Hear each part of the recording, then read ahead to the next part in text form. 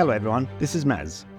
If you're hearing this message, it means you're not part of the Voices of War subscriber community and will only hear the first half of the episode. If that's enough, then I'm thrilled.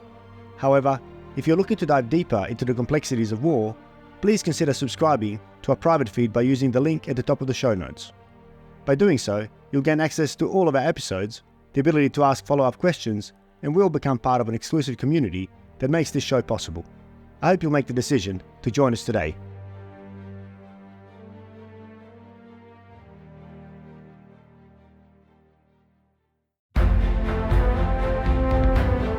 Leave it for future studies to look at whether there have been war crimes or not, but there's certainly not been military success in any way that can be justified in military terms, and it's certainly not something that can be justified in terms of international law and humanitarian outcomes, and it actually is not justifiable in terms of where Israel needs to get to for its own peace and security.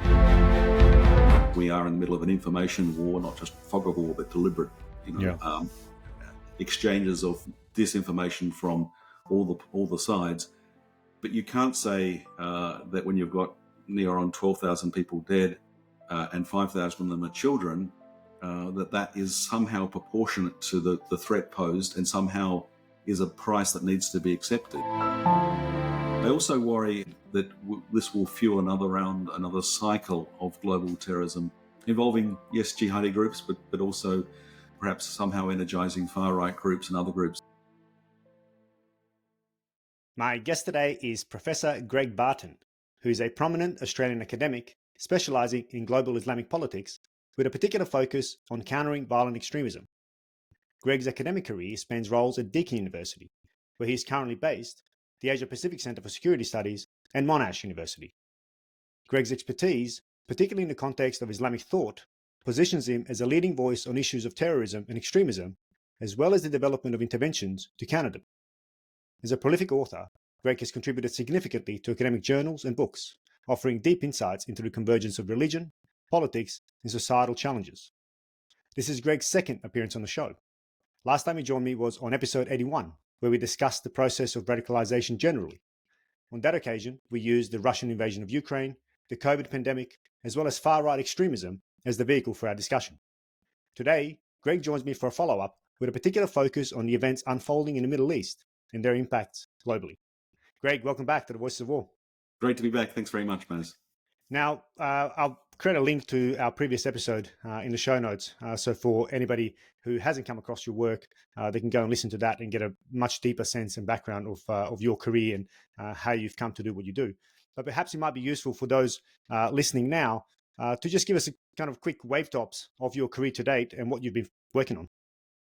Sure. I mean, long story short, I began a PhD in 1988 looking at progressive Islamic thought in Indonesia, and it was a movement of thought that contributed to not just change in religious thinking, but to democratic reform. One of the figures I looked at, Abdurrahman Wahid, became president. I wrote his biography when he was president, and I'd come to that, I think, because I tried studying aeronautical engineering. I enjoyed the engineering. I wasn't very good with the math. I'd spent a year abroad as an exchange student with Rotary in India, and I think that drew me back to Asia. And so once I came to Monash, did an undergraduate degree looking at Southeast Asian studies, and was offered a scholarship. I had no intention of a career in academia, but I sort of fell into it. I've been very lucky. I think the choice of the PhD topic has served me well. I've been very fortunate. It's drawn me into close, lasting relations in Indonesia. And for a long time, I was really happy focusing on progressive Islamic thought, democratic reform, civil society. But the 9/11 attacks made me realize I needed to also look at something I paid attention to, but not focused on, which was extremist thought in Muslim communities. So I then wrote a book about Jamaat Islamiyah. Of course, there was that major attack, October 12th, 2002, in Bali, which saw 88 Australians killed, but 202 lives lost. Really tragic turn, but it saw good cooperation between Australia and Indonesia, first of all through the police on counter-terrorism, and then through civil society on countering violent extremism. And that's a space I've been active in ever since. It's a space I enjoy, not because I necessarily like looking at extremism, but because the people working to counter extremism generally really very principle driven by a down-to-earth idealism that they want to prevent bad things happening to the community, help people who've got into trouble with rehabilitation, and just try and build a better society. And of course, in Indonesia and Southeast Asia, most of these civil society groups are inspired by Islam. Some of them are coming from other backgrounds, but in a sense, that squares the circle for me in going back to looking at progressive Islamic thought and civil society activism. But I do at times wish that we could all leave behind this decades of focus on violent extremism, but we can't, of course, because it's not going away. It's in a bit of a lull at the moment, at least from a Western perspective, not from an African perspective, where Al-Qaeda and Islamic State are very active. But things are coming around, and sad to say, the tragedy of that terrorist attack on October 7th, deliberate provocation by Hamas, not only is reaping a terrible bitter harvest in Gaza, but is likely to reverberate around the world and likely to be used by extremist groups to try and generate support. And that's absolutely a key feature of today's discussion that I hope to touch on, because you're absolutely right. That's what we're already seeing, the kind of the flames being fanned across the world, and we're forced to take one side over the next. But perhaps we can focus in on that 7th of October. What did you see on that day, and how do you, I don't know if explain is the right word, because it's so difficult to explain something like that. But what are your thoughts on it? How do you see it and view what we saw on October 7th? Well, most of my comments, I think, are fairly obvious. It was utter horror and revulsion. This was not just a terrorist attack and not just an action by a militant group. It was a deliberately outrageous series of terrorist attacks, as outrageous as you can imagine. And when you see a terrorist group doing that, generally, I think it's fair to assume that they're being outrageous because they want outrage. It's provocation. And that also makes your heart sink, because not only was this terrible tragedy on October 7, at least 1,200 lives lost directly in Israel, 240 odd people taken hostage, but sort of reverberating tragedy in Israel. But you could see what was coming for the people of Gaza, who didn't deserve it, who don't deserve it. Hamas was bringing the war home to an area where they feel they've got an upper hand. And in their calculation, not only do they control the physical domain, they're in a mind space where high levels of deaths, whether it's from their own members or from civilians who don't support them, are not just to be accepted, but almost welcomed, because that makes their message more powerful. It helps drive a wedge in a way that they calculate will eventually support them. We saw this happen with 9/11 and Al-Qaeda. It takes a long way to play out, but eventually, when we react with excessive force, particularly when we think that military means are going to solve problems, it generally actually ends up with a series of unintended consequences that serve the interests of the extremists and generate other, splintering, cascading rounds of extremism and recruitment. So you could sort of see all of that happening as the news came in. You thought, this is terrible what's happening on that awful Saturday. But then it's going to be weeks and months and perhaps years of tragedy ahead. And indeed, the last 5 weeks have borne that out. Yeah, I couldn't agree more. I mean, the way you worded that, I wholeheartedly agree. And I've put out a kind of thought bubble on that about Hamas having set a trap for Israel, and Israel now walking into that, or has been walking into that trap,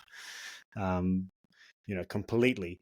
And therefore the information war that's obviously being fought as well is very much contested, if not Israel losing, certainly in some parts of the world, and perhaps not yet in the West as much as in other parts of the world. But I suspect that only has so much runway until that also starts changing. How are you seeing that? Do you see that the support for Israel, from your perspective, is starting to wane? Yeah, it's a really tricky question, isn't it? And very important. We're talking today, it's Friday, 17th of November. And as of today, I think you'd say that if you could somehow score this in terms of who's getting the advantage, I think Hamas has got provoked the response that it wants. And although it's obviously suffered losses, it probably feels itself ahead I feel sorry for the IDF personnel who are going into a terrible operation. But you'd have to say that this program is not going well for Israel, and of course, it's really going tragically, awfully bad for the people of Gaza. We're getting towards 12,000 lives lost, and 5,000 of them being children, most of the others being women and young people. And it goes without saying that there's a relatively small number of Hamas militants involved, but these are mostly people who, for the last 16 years, have been trapped in the Gaza Strip with a government that they didn't choose. I mean, yes, there was an election, but most of the population is young; they never voted. Even when there was Hamas no subsequent election after that. That's right. Even when Hamas won that 2006 election, it didn't have majority support. So it's just a terrible state we're at the moment. I think perhaps because international opinion is turning against not so much Israel. I think we need to, it's sort of basics, but we do need to say this is not a case of do you support Palestine, do you support Israel? It's can we be critical of this government of Bibi Netanyahu? I think we have to be. I've been critical because it's the most right-wing government in Israeli history, and it's made lots of bad decisions which weakened Israel and made it easier for Hamas to launch that October 7th attack. But I also think that the response, and I don't blame the IDF for having to follow orders that they're given, but the orders that are given ultimately come from the government of the day. And I think it's going to take a while before we figure out forensically everything that's going on. People talk about war crimes, genocide. I don't think that's very helpful language to speak of genocide, although I understand why people turn to it. But we do seem to see a callous disregard for the loss of civilian life, including the loss of children. And we do seem to see lack of precision and discretion in targeting. We can break it down and talk about the way Israel justifies what it's doing. But as of today, Friday, 17th of November, this is not a successful military operation in military terms. And we haven't even talked about what the end game is. And I think in terms of the end game, surely involves a political solution, surely can only be justified in terms of peace for the people of Israel and Palestine. It's not going in the right direction there. So, I think there is a tide turning against the government in the international community against the government of Bibi Netanyahu. I think there's also a tide turning against Western leaders who haven't been very skillful in the way they've communicated their position. I would like to believe that the Biden administration is working very hard to constrain what the Netanyahu administration does and to try and turn this thing in a better direction. But the perception for many Americans and for others looking at the Biden White House is that they're just one-sided. They're siding with Israel. They're not being sufficiently critical. The same thing is being said in Australia of the Australian government, the UK government, etc. You have some governments taking a stronger, more clear-cut position. Belgium, for example, has come out very clearly. France, and for once, is actually ahead of the curve and is saying more nuanced and thoughtful things. But I do think there is a desire to try and stop this human tragedy that's occurring. There's been this debate over, do we talk about ceasefire or humanitarian pause? I can understand the argument for saying that the military threat posed by Hamas has to be, well, first of all, the hostages have to be rescued, released. The military threat has to be dealt with so that Hamas no longer poses an immediate military threat. Can't eliminate it, but you can sort of deal with the threat. And then you need to set up the conditions for a different administration in the Gaza Strip. You finally need a political solution that has justice and is durable. Otherwise, you've got nothing. At the moment, everything is going in the wrong direction. And so I think Hamas is winning in this sort of short account, and Israel is losing. And I'm sad for that. I grieve for the people of Gaza, of Palestine, but also, my position, I think, which is a position that many people who look at this take, is that we've got, roughly 7 million Jewish Israelis, roughly 7 million Palestinians in Israel, in the West Bank, in the Gaza Strip. Neither of those two large communities are going anywhere. They're staying there, and they're going to have to live with each other. Of course, I've said two communities, it's more complicated. You've got Christians and Jews and Muslims and Druze and lots of people who aren't particularly religious in their personal life, lots of different perspectives, backgrounds. But basically, these two communities, each of roughly similar size, are not going to leave. They've got nowhere to go. They've both got a claim on a homeland. They've both got past injustices. The Jews are dealing with this collective memory of the Holocaust, which haunts down through the generations. The Palestinians a sense that there's been waves of Nakba, of disaster since, including what some people foolishly are calling the Gaza Nakba, sort of welcoming it. And they fear being driven out of homes that they'll never return to. Of course, most people in Gaza come from a background of being refugees. They came to Gaza because they came from somewhere else and they lost their home somewhere else. So that's just an understandable fear in that sense. I mean, it's horrible to watch. And I think if we're trying to be decent human beings, one Yiddish word that always resonates with me, because I think it's so deep in terms of practical meaning for how we live, is we should try and be mensch, try and be decent human beings, and that means feeling equal compassion for everyone and thinking through what does it take to get something where people have the justice and the peace that they need to get on with their lives. And you could see it. You could see a future. You have to see a future in which Gaza could become a thriving region, part of a Palestinian state, living peacefully with Israel. But lots has got to change before that's possible. And it seems naive to talk about this where we are right now. But what other way is there out of this human tragedy? So, yeah, I do think we need a humanitarian pause or series of humanitarian pauses to allow food and medicine and water and other vital supplies into Gaza, and to help people get to safer places.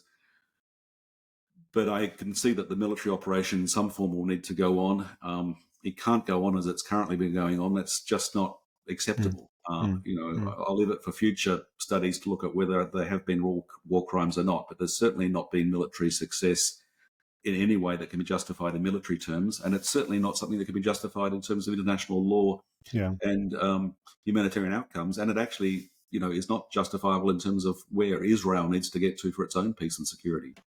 Yeah, I mean, wonderful summary, and there's so many threads that we could pick out from there. But the first thing I want to touch on is you made the point that Israel justifies this somehow.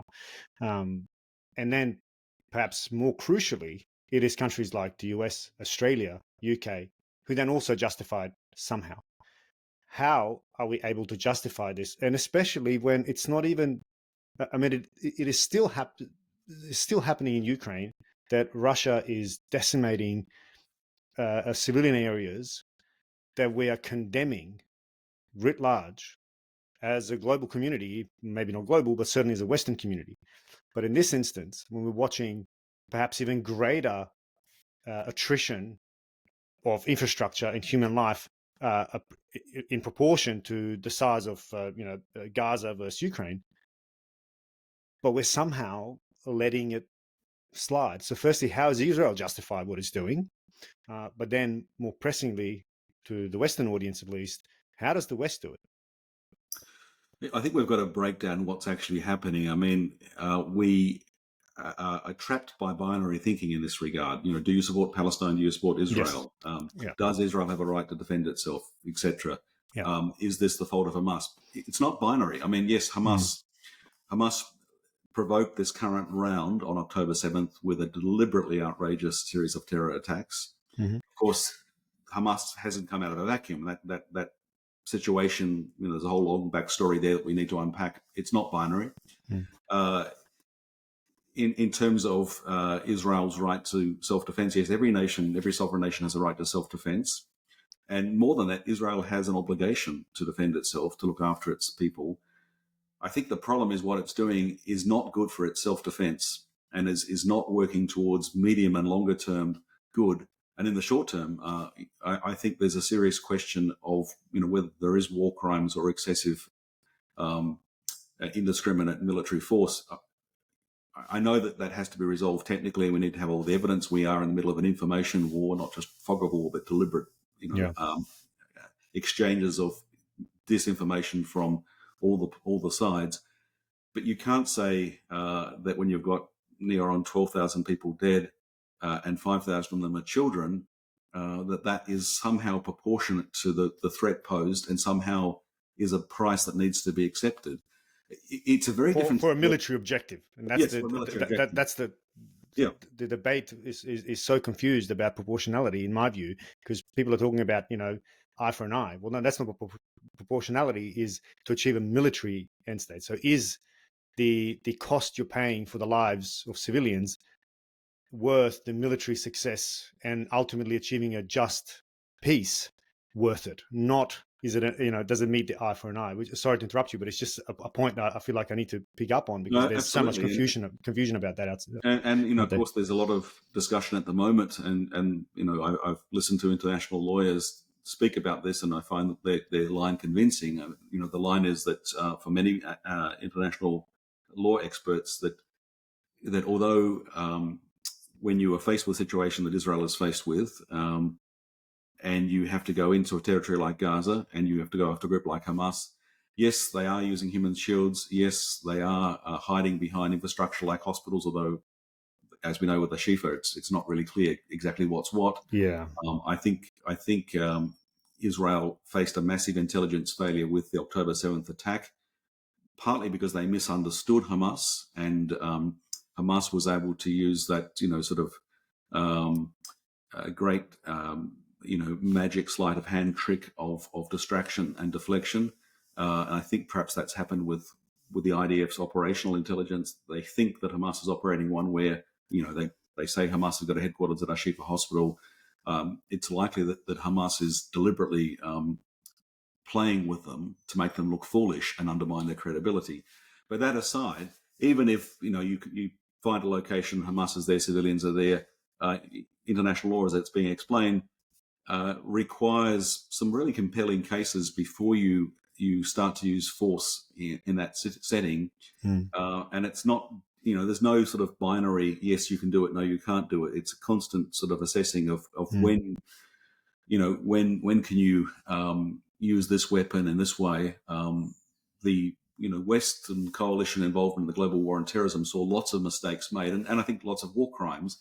But having said that, there was a lot of work going into, okay, we've got a drone in place. Do we launch a Hellfire missile or not? And then who is in the convoy? What civilian loss of life? Well, there has been a lot of work going into that, and yet mistakes were still made. Yeah. I think that under pressure, the IDF is not exercising enough restraint when it comes to considering the impact on civilian lives. And of course, that's the focus of intense pressure in war. But the instruments of war are means to an end. The means to an end, it's a political end. That's not just because politics is nice to talk about, not just because we care about justice, but Israel will not have peace and security without a just political solution, nor will the people of Palestine. Both equally deserve it.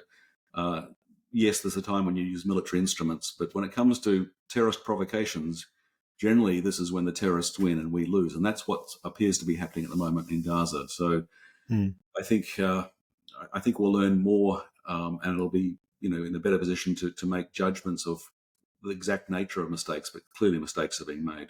Yeah.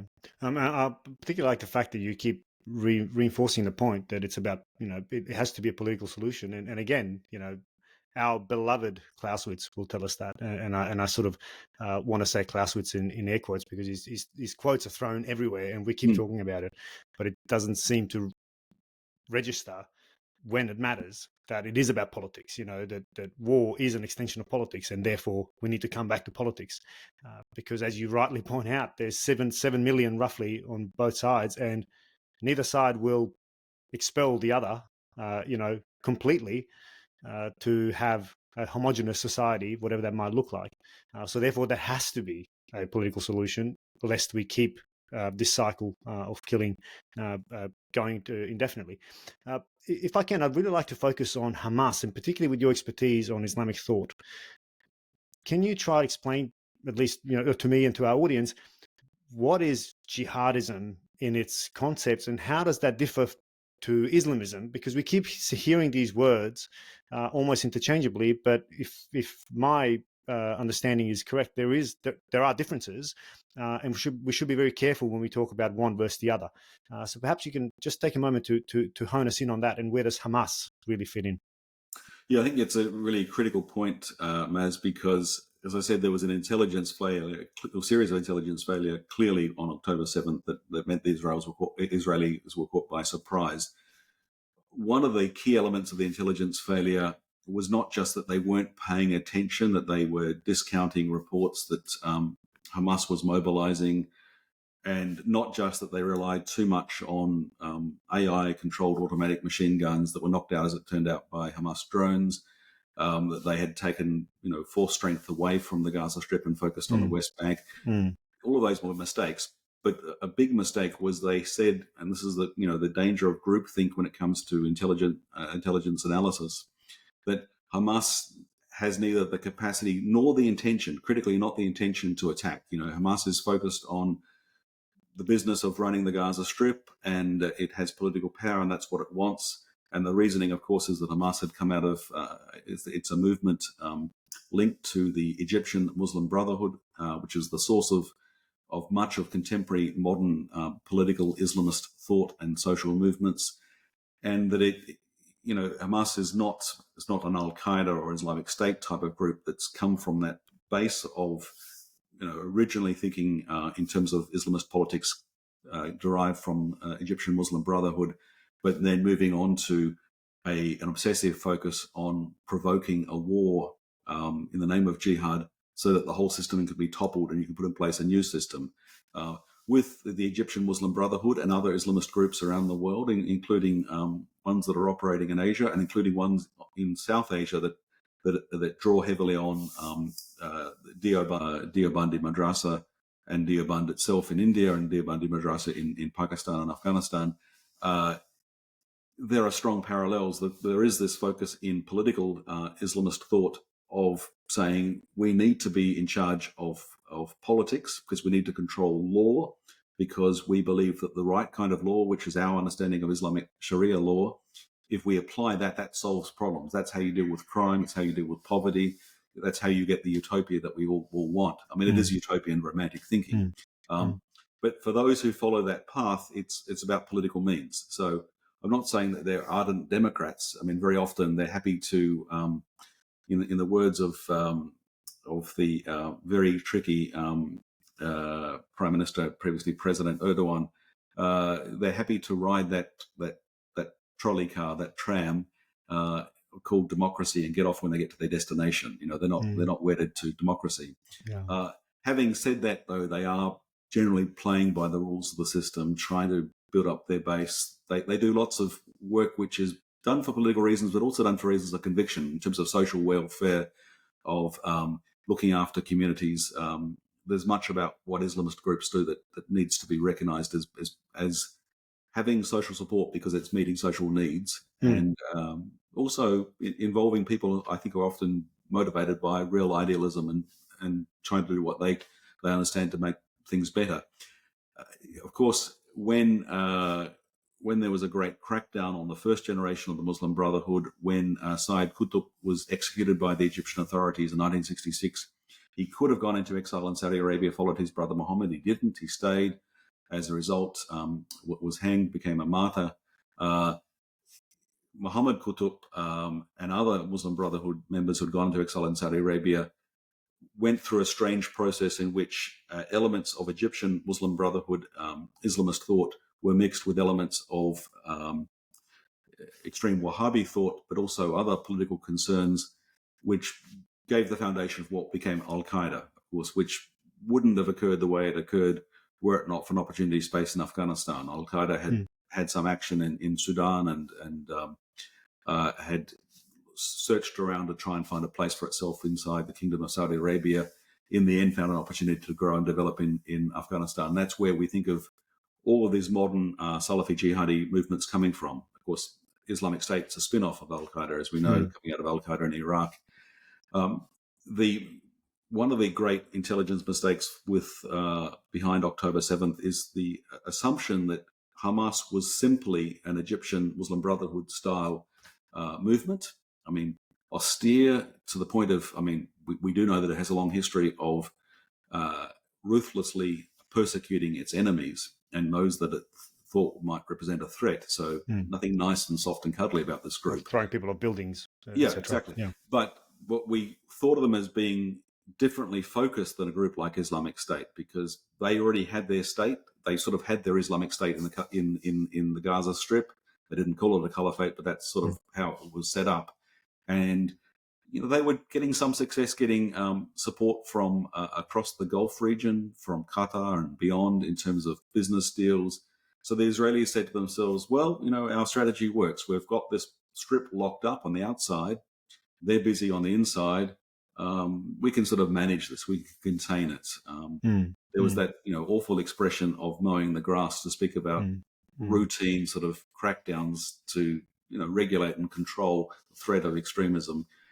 What they weren't expecting was that Hamas would behave in just the same way that Islamic State behaved when it was expanding and laying the foundations for its caliphate, when it went to Mosul, for example.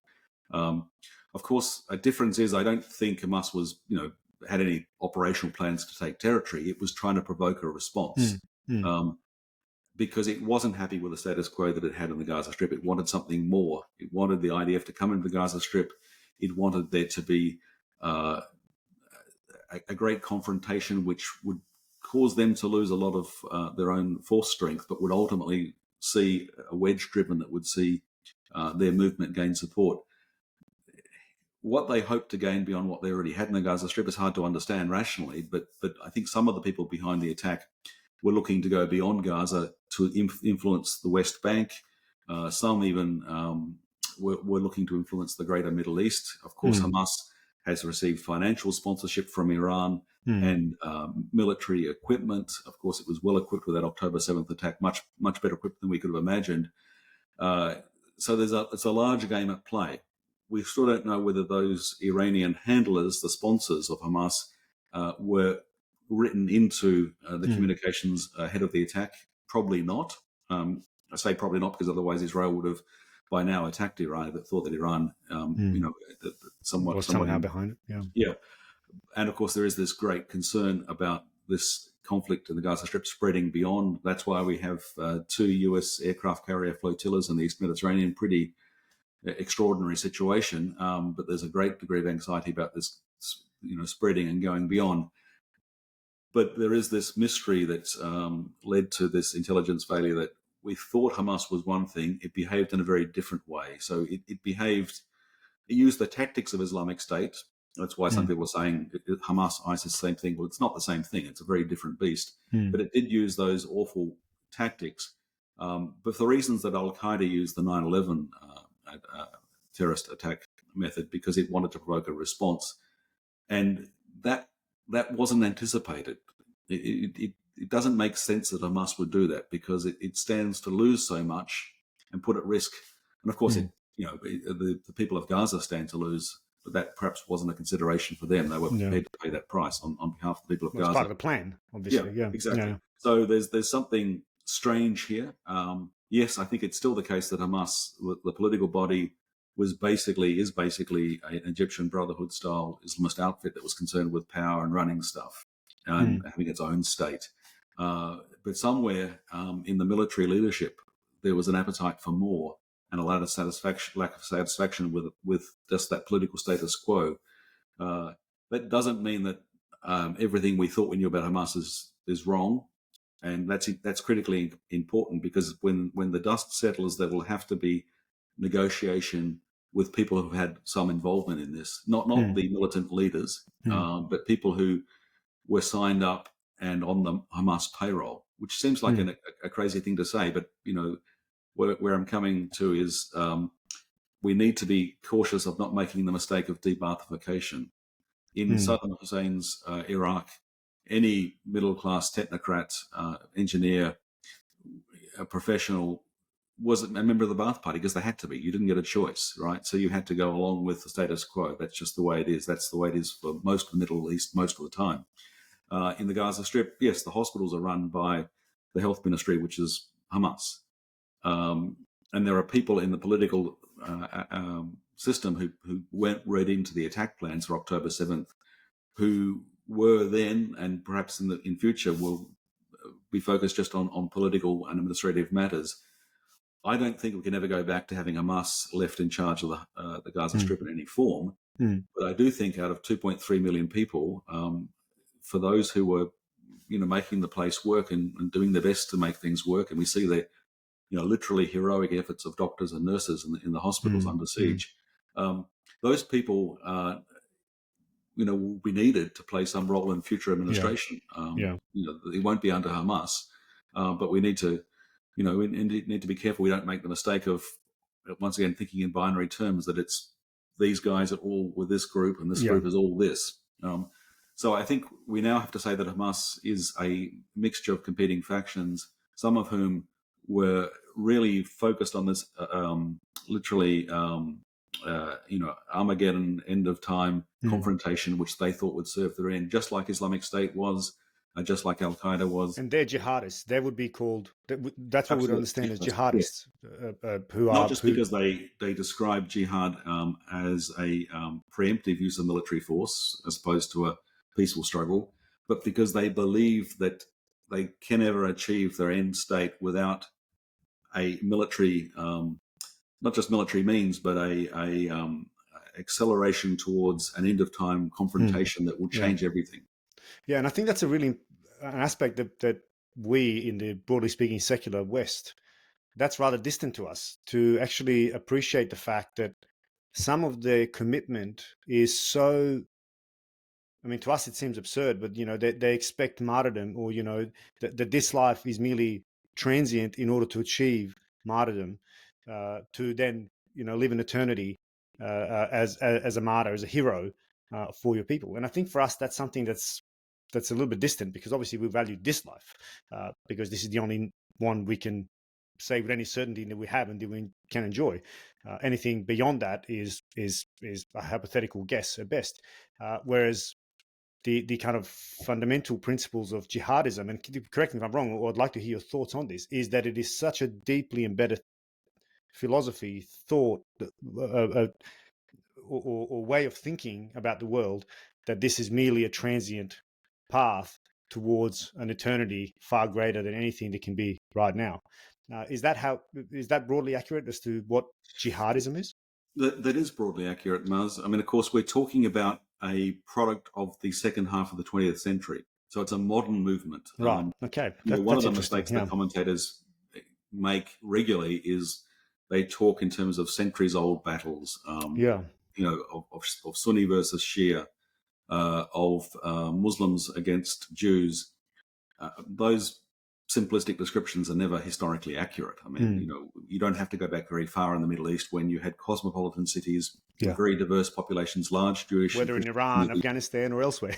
Exactly, and there is no reason why people can't live happily side by side. I'm not saying that the ways that happened under, say, the Ottoman Empire are perfect. You wouldn't want to go back to that kind of divided society, but it's a reminder that it's not given that people automatically have to, be at war with each other or even to hate each other, and that this particular excessive focus on, cult of martyrdom and everything being about making it into the next life and achieving salvation, that doesn't reflect mainstream understanding of Islam either. So that's not the way that Islam is understood the last 15 centuries. That's not the way most Muslim scholars today, whether they're conservative or progressive, understand things, whichever mazhab school of thought they come from, whether Sunni or Shia. It's a handful of people, and the handful include cynical political operators, like, for example, the Islamic Revolutionary Guard Corps in Iran, who most of them are probably driven more by political power and profit than they are by religious conviction, although some of them have deep religious convictions. And on the Sunni side, yes, there are people who have deep convictions who are drawn up in jihadist groups. The power of individual thinkers who have a vision is probably misunderstood, because most people join for reasons of community, of social means. They join their older brother, their uncle. They avenge their father's death. They respond because of pressure from economic circumstances. I don't want to gloss over this. So before you go much further on that train of thought, which is absolutely where I was hoping to go next, because what we're touching on now is the process of radicalization, which I want to hone in especially through your a model that we discussed previously, but I think it's also relevant now, and it's relevant for our new listeners who hadn't heard our previous discussion, to have that visual model in their mind. So the push-pull personal factors, the triple P model, because I think that's where you're already starting to talk to that. So maybe if we can just go to that point as to what or how you explain radicalization, perhaps through this model. That's right, Naz. So, we're talking about radicalization into violent extremism. So, Yep. we're not talking about radicalization into an alternative lifestyle that may save the planet, or even just religious piety that may save me from, substance abuse or something and make me a better father and a better husband. Or become a vegetarian, or Exactly. any of these kinds of, they could be broadly termed as even good. That's right. To be radical in a sort of literal sense, understood sociologically and philosophically, is to go back to the roots of things, the radix, the basics, and change things completely. A root and branch change. That can be good, it can be bad. But when you justify that effort, when you say that the ends justify the means, or I have to use violence to get there, that's the problem. And violence doesn't have to actually involve literally killing people. It can involve hate speech and inciting hate to divide society, to corrode relations. But that's broadly under the rubric of people behaving badly because they say that they're justified because the ends are so important that they have to use these means. But when people make that move, generally it's a social process, and whether it's because of being pushed into it because of really grim and terrible circumstances, you're a poor farmer in a valley in Afghanistan, the Taliban are coming back every month looking for their money. The Americans turn up for a while and they go away, but the Taliban keep coming back, and you have some personal tragedy, and you just feel I've got no choice but to join these people. It's what other choice can I do? It's not good, but I've got nothing better. That's being pushed into something because of personal circumstances. For a kid in a comfortable suburban home in Australia or the UK or US, it's often very different. It's more being pulled towards something because of the desire for adventure, for meaning, primarily for acceptance. A group that will accept me and call me a brother or a sister and give me a sense of purpose. When you're in your teens and early 20s, that's really, really powerful stuff. But once again, it manifests in a social way. So you can be pushed by circumstance, pulled by the attraction of joining the group and this idea of being part of the freedom fighter rebels who are changing the world, and it plays out differently whether you're stuck in an insurgent situation, say in Afghanistan or Sudan or other parts of the world where these guys are in charge, or whether you're traveling across the globe to join a group. Going back to Gaza and thinking about what happens in the future, for kids growing up with the trauma of what's happening now, what's going to be playing? There's going to be a lot of sort of push towards joining certain groups or going along with certain groups, or not pushing back against them at least. There's going to be a pull of the sense that this is the one way we can change things. So there's a complex mix of things going on, but I suppose the big point I would make is that generally it plays out in a social network way, starting with, I may be looking at a particular series of videos on YouTube. That won't make me a radical. But when you call me on messaging apps and say, look, Greg, you've got some questions, let's talk, and we talk, and I find that you, Maz, are being really nice to me and you respect me. The first time I've had this happening in months or maybe years, maybe I've lost somebody who previously did that for me, but you're there. Then I start to form a relationship with you. You say, let's take this conversation somewhere else that's more secure. And then you introduce me to your group and your ideas. It starts with that friendship. Now, you might be grooming me in a very cynical fashion, or maybe it's a genuine friendship. Either way, that friendship, and for me, that sense of belonging to this new family, having this new friends, that's what takes me in. And it sounds trite to talk about the battle for hearts and minds, but that's what really, if battle for hearts and minds means anything, it's playing out at this level. So we need to always think about what drives. If you'd like to hear the rest of this episode and gain access to all of the episodes of The Voices of War, simply become a subscriber using the link in the show notes. As you know, I will not feature any ads on the show, which is made possible solely through the support of our subscribers. If you find value in the content, you can become one now.